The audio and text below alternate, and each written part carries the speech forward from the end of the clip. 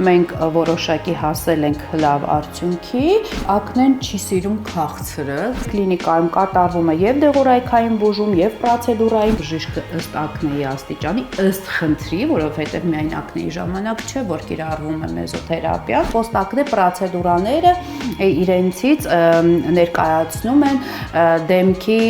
լազերային հղկում, Առողջ ու գեղեցիկ մաշկ ունենալը միշտ թրենդային է եղել, սակայն կան մաշկային հիվանդություններ, որոնք բարդույթների առաջացման պատճառ են դառնում։ Դրանցից ամենատարածվածները թերևս ակնեն եւ հետակնե հետքերն են։ Ժամանակակից բժշկության մեջ կիրառվում են այնպիսի մեթոդներ, որոնց միջոցով կարելի է հասնել ցանկալի արդյունքի եւ ստիպված չլինել մաշկի խնդիրները որոշակիորեն քողարկելու նպատակով հաստ շերտով տոնային քսուկ օգտագործել, դիմակ կամ գլխարկ դնել, երբեմն էլ մազերով դեմքը փոքր-ինչ ծածկել։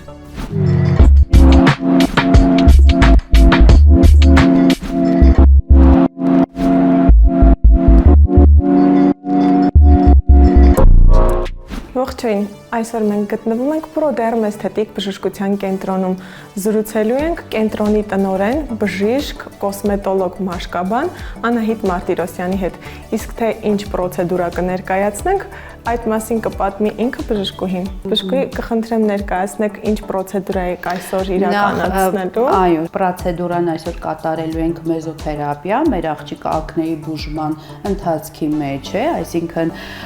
ունեցել ենք 3-4 աստիճանի ակնե, մենք որոշակի հասել ենք լավ արդյունքի եւ իհարկե բուժումը ընթացքի մեջ է կատարելու ենք մեզոթերապիա, որովհետեւ ակնեի բուժման մեջ մենք ներառում ենք այս պրոցեդուրան։ Ինչ է իրենից ներկայացնում մեզոթերապիան։ Մեզոթերապիան դրանք վիտամինային, պեպտիդային կոկտեյլներ են, որը ներարկելով մաշկի դերմալ շերտ, մենք ապահովում ենք մաշկի կայուն իմունիտետը, տեղային իմունիտետը, որոշակի վերացնում ենք պիգմենտացիան, որը որ ակնեից հետո մնացել է, եւ իհարկե դուրս ենք մղում մաշկի տակից բորբոքային ուտիլիզացված բջիջները։ Ակնեն այսօր ամենատարածված հիվանդություններից է։ Կպատմեք ինչու եւ ինչպես է առաջանում ակնեն։ Ակնեն առաջ համարում էինք դեռահաս տարիքի հիվանդություն, իսկ այսօր այդպես չենք համարում, որովհետև հաճախ ենք հանդիպում նաև մեծ տարիքի, հիվանդությունը մեծ տարիքի մոտ, հատկապես COVID-ի ժամանակ, երբ մարդիկ կրեցին այդ դիմակները, ակնեն բուռն զարգացում ունեցավ, հիմա մենք չենք կոնկրետացնում հիվանդությունը որպես դեռահաս տարիքի հիվանդություն, այսինքն ակնե կարող է լինել բոլոր տարիքային խմբերում։ Ակնեն ինքնին բորբոքային, քրոնիկ բորբոքային հիվանդություն է, այսինքն կրկնման հավանականությունը մեծ է, ինչպես մաշկային հիվանդությունների 85% ունեն քրոնիկ բնույթ եւ կրկնման հավանականությունը նորից լինում է ակնեն, այդպես էլ ակնեն ունի քրոնիկ բնույթ։ Դրա համար մենք բուժումից հետո 1 տարի լինեն հսկողության տակ, ամիսը 1 այցելելով մաքրման պրոցեդուրաներին։ Իհարկե մաքրումը մենք ընտրում ենք ամենաթեթև տարբերակը, դրանք դերմաբրազիաներն են, այսինքն արտաքին շերտի մաքրումը։ Ակնեն, քանի որ ճարպագեղձի քրոնիկ բորբոքային հիվանդություն է, ինքը սիրում է տեղակայվել մարմնի այն հատվածներում, որտեղ մաշկը ճարպագեղձերով հարուստ է։ Իսկ ինչ պատճառներով է առաջանում ակնեն։ Տարբեր պատճառներից կարող է առաջանալ։ Օրինակ դեռահաս տարիքում սեռահասունացման ժամանակ անդրոգեն հորմոնները օրգանիզմում բարձրանում են եւ անդրոգեն հորմոնները ուղիղ կապ ունեն մեր ճարպագեղձերի հետ, այդ իսկ պատճառով ակտիվանում են ճարպագեղձերը եւ եթե մաշկը խնամված չէ, այսինքն տնային խնամքը ճիշտ կազմակերպված չէ եւ ժամանակ առ ժամանակ մաշկը կարիք ունի մաքրումները տեղի չեն ունենում, ճարպագեղձերը խցանվում են եւ առաջանում է բորբոքային process։ Պատճառներից են նաեւ նեյրոհումորալ, էնդոկրին խանգարումները, ստամոք-սաղիքային տրակտի խանգարումները, ինչու՞ չէ նաեւ գենետիկ նախատրամադրվածությունը եւս շատ կարեւոր է ակնեի զարգացման մեջ։ Ակնեն տարբեր պատճառներով կարող է առաջանալ, այդ իսկ պատճառով սկսած դեռահաս տարիքից մենք կհորդորենք մեր ծնողներին, որպեսզի ուշադիր լինեն, այսինքն երբ դեռահասի մոտ առաջանում են կամեդոներ, դրանք փակ սպիտակ եւ սև կամեդոների մասին է, ծնողները հետևեն եւ դիմեն մաշկաբանի, կոսմետոլոգի, որպեսզի կանգնացնեն process-ը։ Իսկ ակնեն մաշկային հիվանդությունների թվում որ դիրքերում է, որ շարքերում արդյոք ամենատարածված հիվանդություններից է աշխարհում։ Այո, աշխարհում ամենատարածված հիվանդությունների սանդղակում կազմում է երրորդ հորիզոնականը, ակնե հիվանդությունը, իսկ մաշկային հիվանդություններից կարելի է ասել առաջինն է, այսօր եթե քայլենք փողոցում, ամեն երկրորդ, երրորդ մարդու մաշկին կտեսնենք երևույթներ, բորբոքային էլեմենտներ, հիպերեմիկ մաշկ, պոստակնե հետքեր։ Ներարկումային բուժումից զատ բուժման ինչ մեթոդներ կան։ Ակնեի բուժումը կատարում ենք մեր կլինիկայում, հիմնականում կատարում ենք պրոցեդուրաներով, իհարկե ընդգրկում ենք նաև դեղորայքային բուժում, տնային խնամք, բայց ավելի կարևորում եմ պրոցեդուրային բուժումը, որովհետև առանց պրոցեդուրաների դեղորայքային բուժման մենք ակնեի լիարժեք ապաքինման, լավացման չենք հասնի։ Այդ իսկ պատճառով մեր կլինիկայում կատարվում է եւ դեղորայքային բուժում եւ պրոցեդուրային բուժման մեջ ընդգրկում ենք ինյեկցիոն տարբերակներ, ապարատուրային, դեմքի մաքրումներ, մակերեսային մահացած շերտի դուրս բերում, խցանված ստորանների մաքրում, այսինքն մոտեցումը մեր կոմպլեքս է, համակարգային մոտեցում ենք ցուցաբերում ակնեի բուժմանը։ Եվ այդ իսկ պատճառով մենք հասնում ենք լիարժեք բուժման ակնեի եւ լավ արդյունքների։ Իսկ որքան ժամանակ է ընդհանուր առմամբ տևում բուժումը։ Հաշվի առնենք, որ ակնեին հիվանդություն է խրոնիկ բնույթի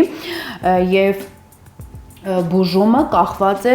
ակնեի, այսինքն մաշկի բորբոքման, ակնեի զարգացման աստիճանից։ Օրինակ թեթև տեսակի ակնեները, առաջին, երկրորդ աստիճանի, հասնում ենք ամիսուկես, ամիսուկես է տևում, ամիսուկեսից մենք հասնում ենք լավագույն արդյունքների։ Իսկ ծանր ակնեն, պապուլոպուստուլոզ ակնեն, որտեղ արդեն կան թարախային բշտիկներ, կիստոզ վիճակներ, այդ ժամանակ 3 ամիս է անհրաժեշտ ակնեի բուժման համար։ Ներառյալ նաև հետակնե բուժման շրջանը։ Ոչ իհարկե, մենք ակնեի բուժման ընթացքում նաև ուշադրություն ենք դարձնում հետակնեին, այսինքն մենք ինչ պրոցեդուրաներ որ կատարում ենք ընտրում ենք այնպիսի պրոցեդուրաներ, որոնք որ կօգնեն ընթացքում հետակնեին։ Կատարում ենք մեզոթերապիա, որը որ դուրս է բերում բորբոքումը մաշկի տակից, որը որ բարձրացնում է մաշկի իմունիտետը, նաև օգնում է հետակնե պիգմենտացիա Պրոցեդուրան ինքնին օգնում է փոքրացնել լայնացած ծակոտիները եւ նեղացնել պոստակնե փոսիկները։ Անդրադառնանք հենց այս պրոցեդուրային եւ պատմեք նաեւ այն մասին, թե արդյոք հնարավոր է հասնել կատարյալ արդյունքի, որ ակնե ունեցող մարդը իմանա, որ կարող է ի վերջո փայլուն, գեղեցիկ ու հիանալի մաշկ ունենալ։ Այո, մենք հասնում ենք հենց կատարյալ արդյունքի, այսինքն երբ բուժում ենք ակնեն, երբ որ պացիենտը տեսնում է, որ վերջապես ինքնազատվում է ակնեից, արդեն չունի բորբոքային էլեմենտներ, պիգմենտացիաներ, պացիենտը շարունակում է իր բուժումը մեզ մոտ, այսինքն վստահելով մեզ, տեսնելով արդյունք, կատարում է պոստակնե պրոցեդուրաներ։ Իսկ պոստակնե պրոցեդուրաները իրենցից ներկայացնում են դեմքի լազերային հղկում, միկրոնիդլինգ, լազերով մենք հղկում ենք մաշկը, փոսիկները հարթեցնում ենք, իսկ միկրոնիդլինգով եւ այլ ապարատուրային պրոցեդուրաներով մենք լցնում ենք փոսիկները, այսինքն մեկ պրոցեդուրան C2-ը դա հղկում է մաշկը, մյուս պրոցեդուրան իրենք սինթեզում են կոլագենային, նեոկոլագենային կոլագենային սինթեզն են խթանվում եւ առաջացնում են կոլագենի խթանման պատճառով լցվում է փոսիկները, ծակոտիներն են նեղանում։ Այդպես մենք կատարելով պրոցեդուրաները ունենում ենք լիարժեք կատարյալ մաշկ։ Իսկ քանի պրոցեդուրա է անհրաժեշտ, արդյոք միայն մեկ պրոցեդուրա է անցկացվում մեզոթերապիայի, թե որոշակի ժամանակային ինտերվալ է անցնում ու կրկին անհրաժեշտ է մեզոթերապիա անցկացնել։ Սկսվում է կուրսը 4 պրոցեդուրայից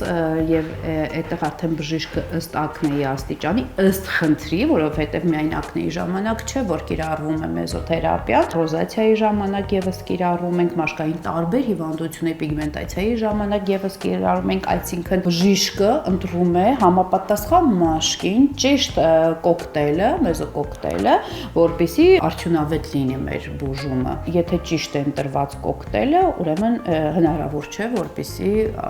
արդյունք չտեսնենք կամ արդյունքը ուշանա։ Իսկ այս պրոցեդուրայից հետո այտուցները, այ կարմրած հատվածներ կան, դրանք երբ են անցնում։ Հիմա տեսնում եք կարմրությունը, հետակնե կարմրություն է, այսինքն կարմրությունը այնպես չէ, որ մեզոթերապիայից առաջացավ, հետակնե կարմրություն է, որը որ մենք բուժման մեջ ենք եւ որը որ կհասնենք արդյունքի, չի լինի նաեւ այս կարմրությունը, իսկ մեզոթերապիան հետ պրոցեդուրային ռեաբիլիտացիոն շրջան չունի, այսինքն ներարկեցինք 2 ժամ հետո նույնիսկ այդ հետքերը չեն լինում եւ մարդը իր առօրյա գործերից հետ չի ընկնի։ Իսկ որքան ժամանակ առաջ է այս պացիենտը դիմել ձեզ, որպեսզի փորձենք հասկանալ, թե ինչքան ժամանակ է անցել, որ արդեն այսպիսի արդյունք ունեք։ Ակնե չկա, փաստացի։ Պացիենտը մեզ դիմել է ամիս ու կես առաջ եւ մենք արդեն ունենք այսպիսի հարթ առանց բրիշիկների, առանց բորբոքային էլեմենտների մաշկ։ Այս ընթացքում նաեւ կխնդրեմ ձեր օգտակար խորհուրդները ներկայացնեք։ Մարդիկ կան փորձում են ինքնաբուժմամբ դեղատնից գնված ինչ-որ դեղամիջոցներով հարցը կարգավորել, գուցե սննդակարգի ու ապրելակերպի մասին զրուցենք։ Շատ լավ, ակնեն չի սիրում քաղցրը, հա, սննդակարգից պիտի հանեն դեռահասներ եւ ընդհանրապես ով ունի ակնե հիվանդություն, իր ռացիոնից պիտի հանի քաղցրը, քանի որ ակտիվացնում է մեր առանց այտել ակտիվ ճարպագեղձերի գիպեր սեկրեցիա է, հա, տեղի ունենում, իսկ քաղցրը կոնկրետ ինքը ճարպագեղձի վրա վատ ազդեցություն է թողնում։ Իհարկե ես խորհուրդ եմ տալիս նաեւ հանել յուղոտ կատնամթերքը, հատկապես յուղոտ կատնամթերքը, կաթը, սմետանը, դրանք եւս գրգռում են ճարպագեղձերը եւ սկսում է ճարպի գիպերակտիվություն, ճարպագեղձերի գիպերակտիվություն, ճարպի սեկրեցիայի ակտիվացում, որը որ չի հասցնում դուրս գալ մեր ճարպածորաններից, խցանվում է եւ առաջացնում է բորբոքային պրոցեսներ։ Եթե սննդակարգը ճիշտ առողջ կազմակերպեն, մաշկի խնամքը, տնային խնամքը շատ կարեւոր է յուղոտ մաշկի դեպքում, այսինքն հատուկ դեղատներում վաճառվում է հատուկ ճարպոտ մաշկի համար գելեր, լվացող միջոցներ, օճառներ, որը որ ցանկալի է ճարպոտ մաշկ ունեցողը դրանով լվացվի, հա, եւ առավոտ եւ երեկո մաշկը լվանա ճարպազերծող այդ գելերով։ Կան խոնավեցնող քսուկներ, շատ դեպքերում մեր պացիենտները զարմանում են, երբ որ խոնավեցնող քսուկներ ենք նշանակում, հարցնում են, չէ, որ ճարպոտ է մաշկը, ինչի համար է պետք խոնավեցնել, դրանք տարբեր բաներ են, ճարպոտ մաշկ ունենալը լինում է երբեմն, երբ մարդը ունի ճարպոտ մաշկ, սակայն մաշկը շատ չոր է, այսինքն հարցնում եմ լողանալուց հետո չորություն զգում են, այո զգում են, որովհետև կարող է ակնեին երկար ժամանակ օրինակ չորացնող դեղեր քսելու, քսուկներ քսելու պատճառով մաշկը չորանա եւ եթե մաշկը չորանում է, վնասում է մեր մաշկի հիդրալիպիդային բարիեր ունենք, դա պաշտպանիչ բարիերն է, վնասվում է այդ պաշտպանիչ շերտը եւ ակնեին որպես երկրորդային հիվանդություններ կարող է միանալ մաշկաբորբը, ատոպիկ, հա, դերմատիտը, կարող է ռոզացիա լինել, կուպիրոզ, ռոզացիա եւ տարբեր մաշկային հիվանդություններ։ Այդ իսկ պատճառով անկախ նրանից, որ մաշկը ճարպոտ է թե ոչ, մենք պիտի քսենք, պիտի օգտագործենք, հա, օրվա մեջ նույնիսկ եթե ոչ երկու անգամ հարմար չէ, մեկ անգամ պարտադիր պետք է օգտագործենք այդ խոնավեցնող